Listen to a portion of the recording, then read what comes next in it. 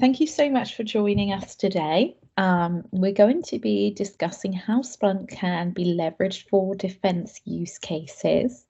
If you've been to one of our workshops before, one of our other webinars, we might have met already. If so, it's wonderful to see you again. And if not, it's a pleasure to meet you. My name is Grace Dolby and I head up the support and the pre-sales teams over here at Somerford. And I always say for my sins, I've been a Splunk architect for a little bit over 8 years now. I'm also joined by my colleague Dan Gray. Dan, do you want to say hello? Well, hi, I'm Dan Gray. I've been working with Splunk for about 18 months now. Previous to working for Somerford, I was in the Navy for 8 years as a CT cryptologic technician. The last 5 of those as a computer network analyst, and then I began my Splunk training during my resettlement, and now I work for Somerford as a Splunk architect, where I deploy and configure Splunk on behalf of customers. Lovely intro, Dan. Thank you. And you'll be hearing from Dan a little bit later on in regards to some of the work that he's been doing. So the agenda for today is to go over very briefly how Splunk's approach is different from other vendors and can support your strategy. We're going to go over a very high-level architecture view and also discuss the data input methods that are available, and then also go into kind of a bit more in depth into how this aligns to specific defense use cases.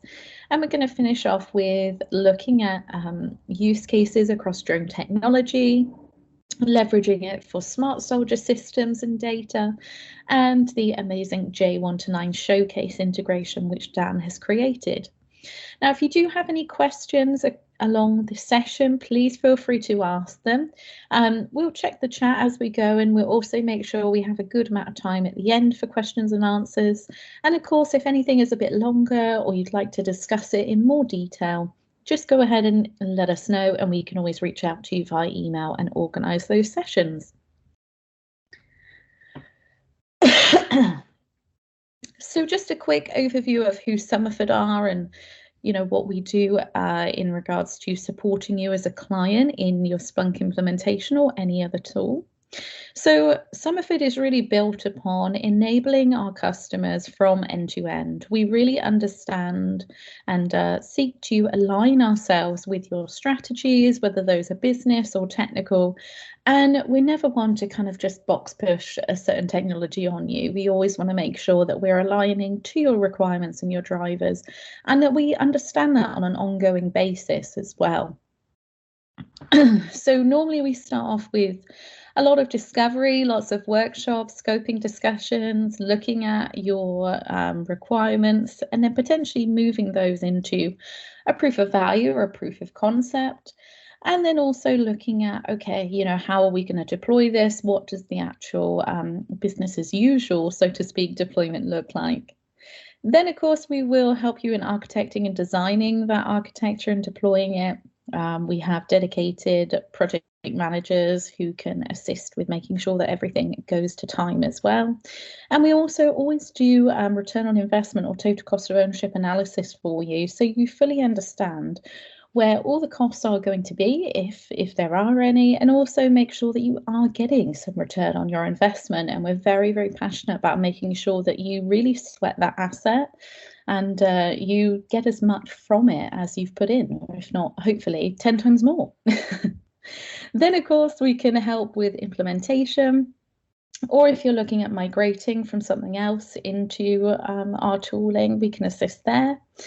We, of course, make sure that everything is working as expected. And then from that first day, you always have support available from us and, of course, the vendor directly as well. Now, our ongoing support desk resolves over 95% of cases in-house without ever having to use the vendor. And our average support time is a little bit under 3 days at the moment. Now, we also run lots of training and enablement, knowledge transfer. And we can also do things like quarterly business reviews, adoption reviews, and health checks to make sure everything is running as smoothly as it can.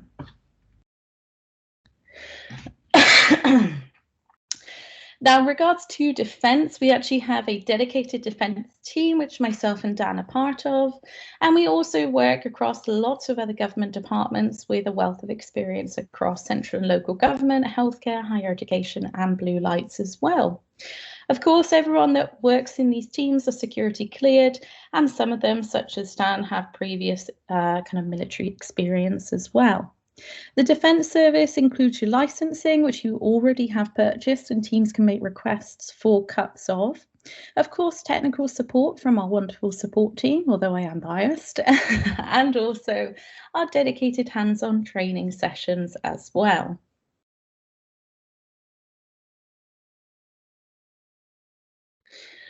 So when we actually look at why people are looking to use this data, it's because, of course, there is a huge explosion of data that's happening. We've moved from generating, say 20% of the data within an organization years ago to 80% of the data within a business at the moment has been created within the past 2 years. That came out of the Verizon report last year. And I think that that really shows in the way that the volume of data has changed dramatically and really changed the way that we look to use that data as well.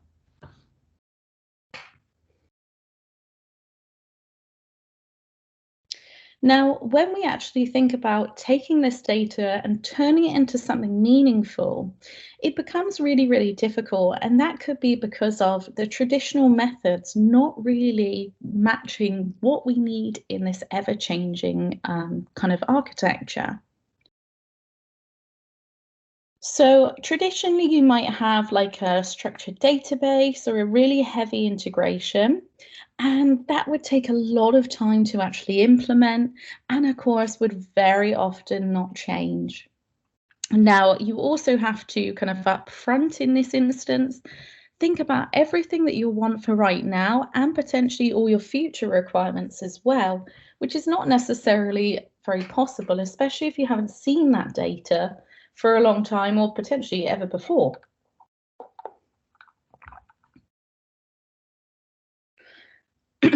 Now, of course, we have this major problem that machine data is very messy. That's one word to call it, and highly unpredictable as well. You don't always know what questions that you want to ask of that data, and often, thinking about use cases before you've seen that data is in some cases putting the cart before the horse. And of course, once you are getting data into a tool, it needs to be able to scale from, say a few gigabytes of ingestion per day up to petabytes of ingestion per day, because peaks and troughs can vary greatly, and a tool needs to be able to adapt to those changing circumstances. So Splunk really seeks to deliver a holistic approach to turning that data and those events into proper business outcomes. So at the bottom here, we have our data input. So this is the access to all of your data. Now, data can be ingested in over 100 different ways into Splunk.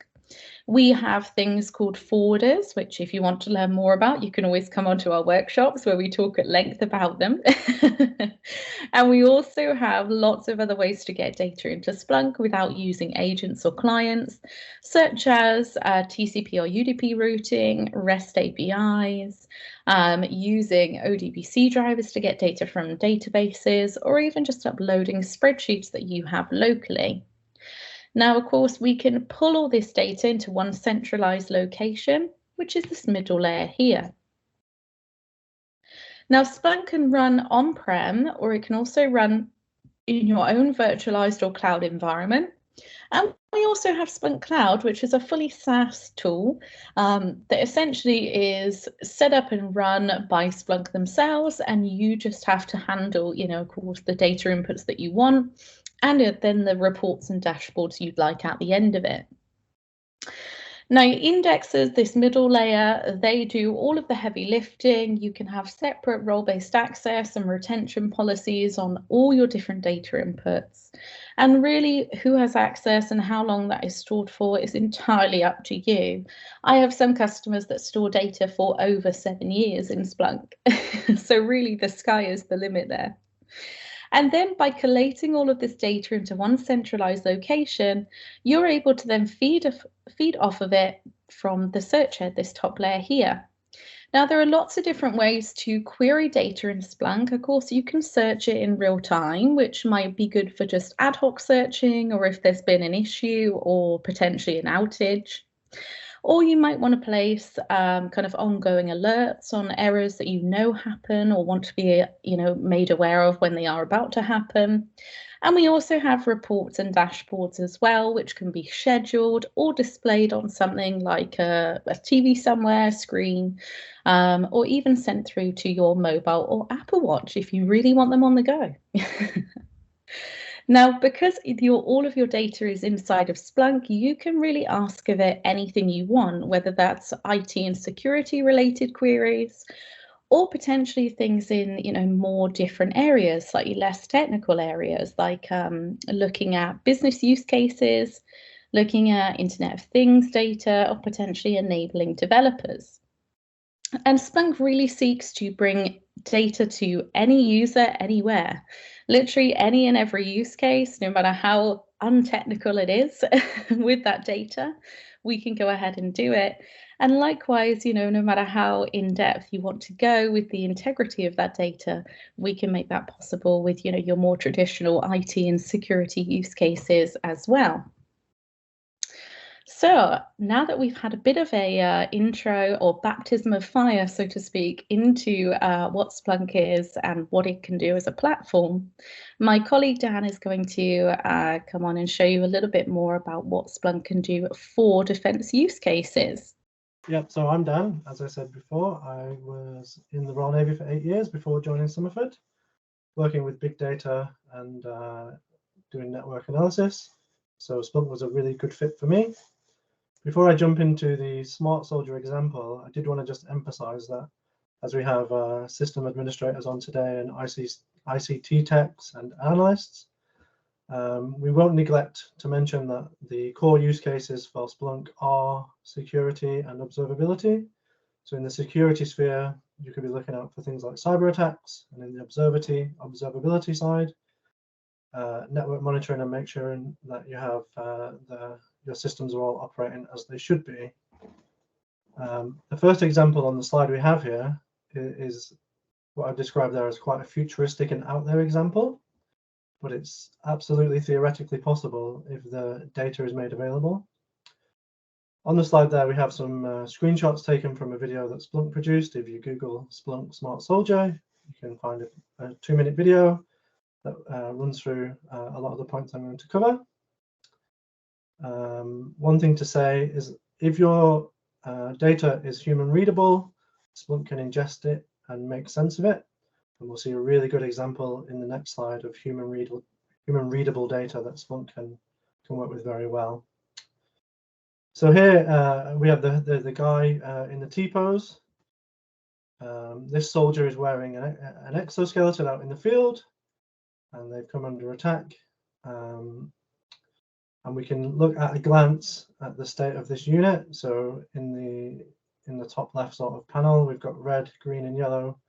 Those are individuals, and we can see the status of those people at a glance. If we zoom in onto one of those soldiers, the figures on the guy's body represent capacitance and force that's been applied. So essentially, if some force has been applied to this exoskeleton, you'll be seeing a large number, like a 95 on the back there.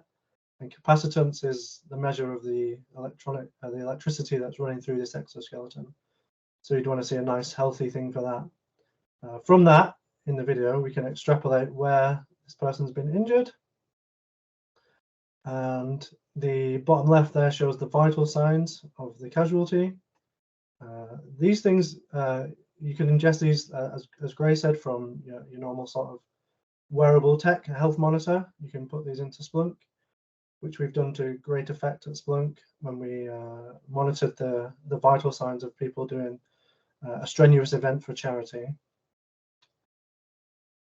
So how would Splunk come out with an overall health status score? For example, you could add a weighting to each data point. each data source, and you'd use that to calculate the overall health status score for that person. All right, so if we move on to the next slide into drones, this is a more grounded, excuse the pun, example. This is something that we at Somerford put together as a showcase for our customers. Along the bottom of the slide there, this is what I meant by human readable. What that means is it's not in the binary format, so it's in letters and numbers. You may look at that and think that's not very human readable to me, but luckily Splunk can make heads and tails of what that's saying. So that's the very basics of what a small commercial drone is pushing out during every flight. That's the sort of things that it will be streaming back to its command center. That doesn't include things that you might tag onto it: GPS, timestamp, camera, on-screen display, battery, things like that. What we've done here is we've taken the log data from the drone and ingested that into Splunk. Now, what Splunk can do, you can tell it that after each comma or every point in the data, you can tell Splunk what that is, whether it's GPS data, altitude, and you can convert that into a human-friendly dashboard.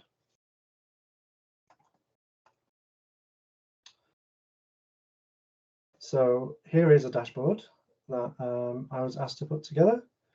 The original business case came from PJHQ, the Permanent Joint Headquarters.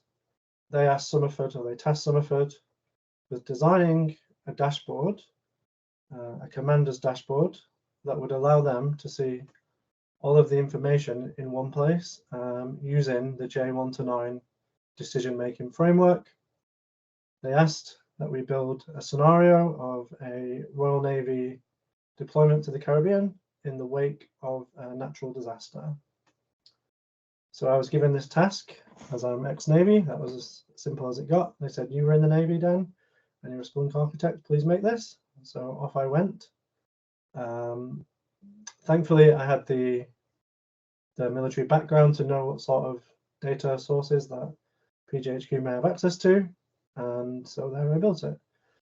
Now, behind this demo environment, there could be numerous data sources from across the MOD estate, all being pulled into one location, which is then converted into friendly dashboards. And what I'd like to demonstrate with this J1-9 app demo is the different functionalities that we might have in Splunk, and also get you thinking about how this might relate to what you do in your day job and what sort of data you may have access to already, and whether you could use Splunk to bring it all into one location and maybe help you make decisions or make inferences that were not possible if your data was spread out in data silos. So on this one, this slide here is the executive summary, split out into J1-9 using the color coding element of Splunk. You can see at a glance which units have maybe have an issue, and then click through into the to the relevant dashboard to see. Moving on to the next slide, we have combat effectiveness statistic for each unit in the deployment. When I was first asked to add this after we brought the minimum viable product back to PJHQ, I sort of thought that a combat effectiveness statistic for a ship may be impossible to implement. So I told the guy, I'm not sure, I'll have a think about it.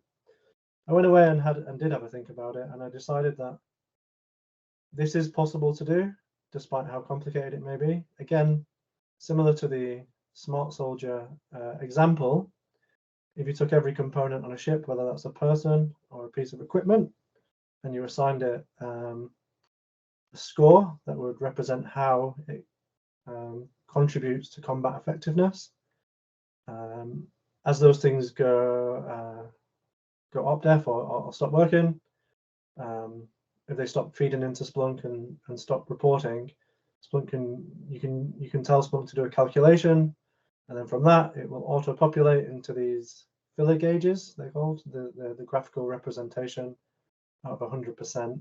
That will automatically change as the data going into Splunk varies. So if we move on to the next slide, which is the J1 slide. People are not familiar with the J1-9 framework.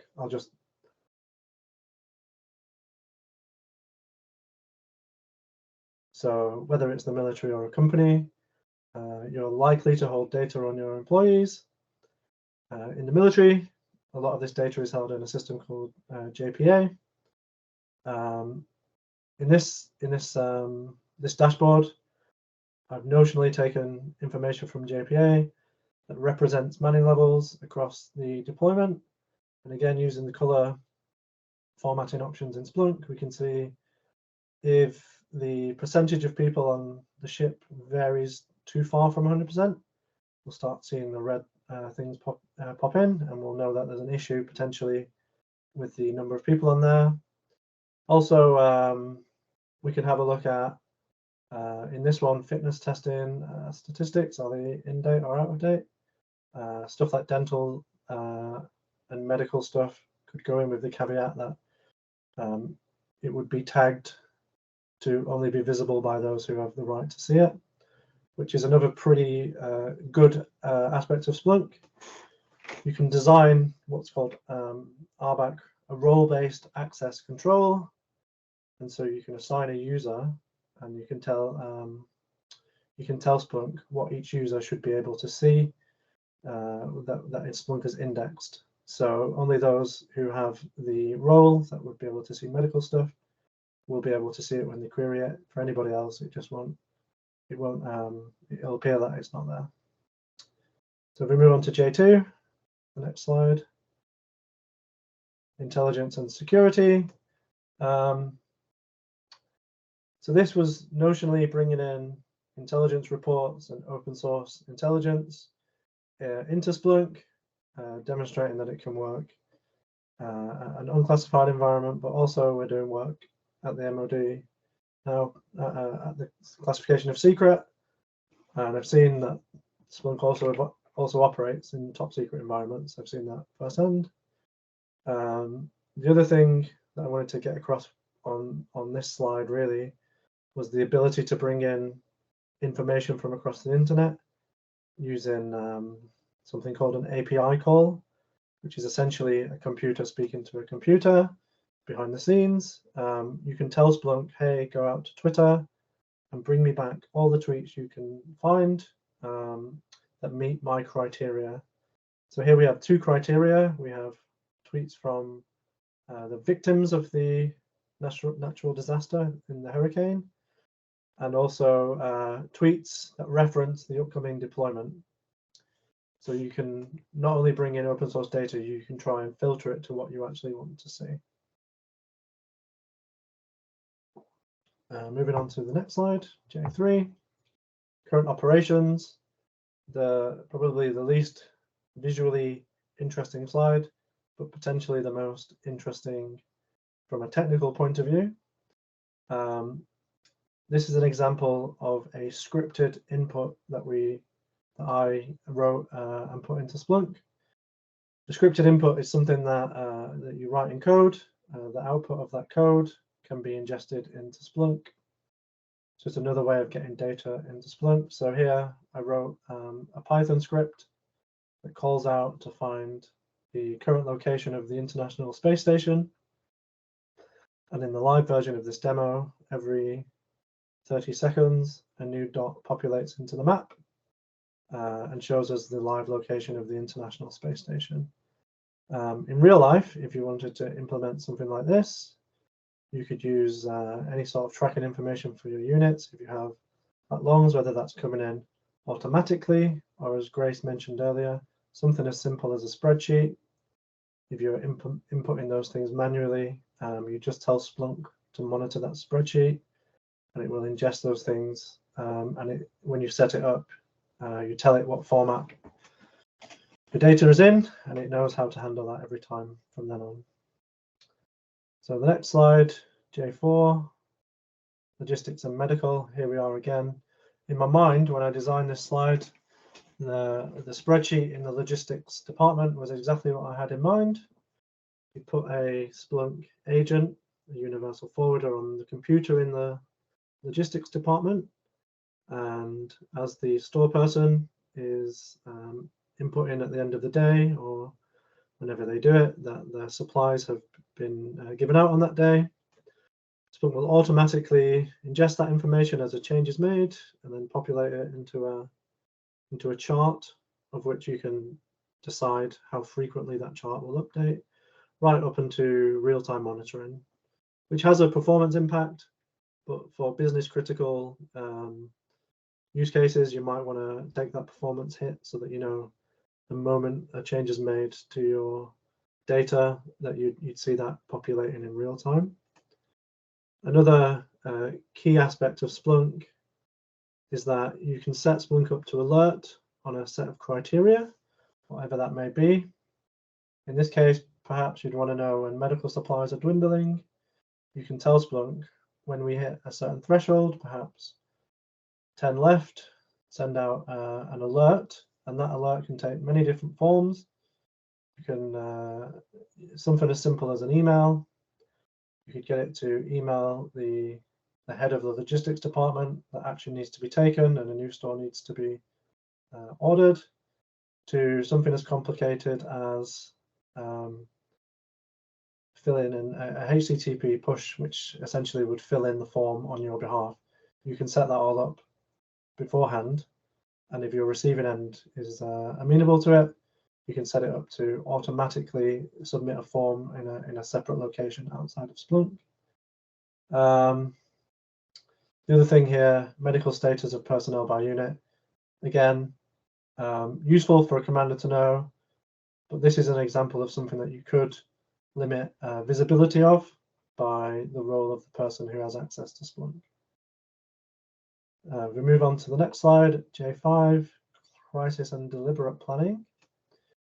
Here we have another visualization that's available in the core Splunk package, the mapping functionality. In this example, we have on the left the number of casualties. You hover over those in the live demo, it will give you an example of, it will tell you how many injured and how many dead people there are, and you can use that information for your future plans. On the right, we have the same idea, but different data source going in there. What supplies are available once we arrive in the area. We move on to the next one. J6, communication information systems. Again, a different visualization, a different type of filler bar. In this case, we have gone with the number of communication circuits that are available per unit.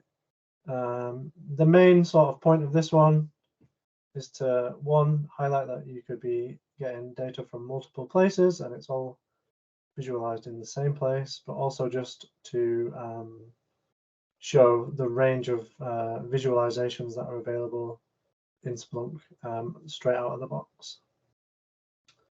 So we move on to J7, some more tables and some more color formatting stuff. This one, I was trying to demonstrate the fact that you don't have to wait until something has happened. You can set various thresholds for Splunk to report on in your data. So here we have someone who's imminently, or was imminently when I made this, imminently going out of date for their naval corps training. So that's mandatory training that someone has to do. For those in the army, it's something like MATS or the RAF shooting and all that stuff you guys have to do. From the commander's point of view, you can get a readout of those who are out of date or those who are coming up out of date. And again, potentially you could set up an alert here.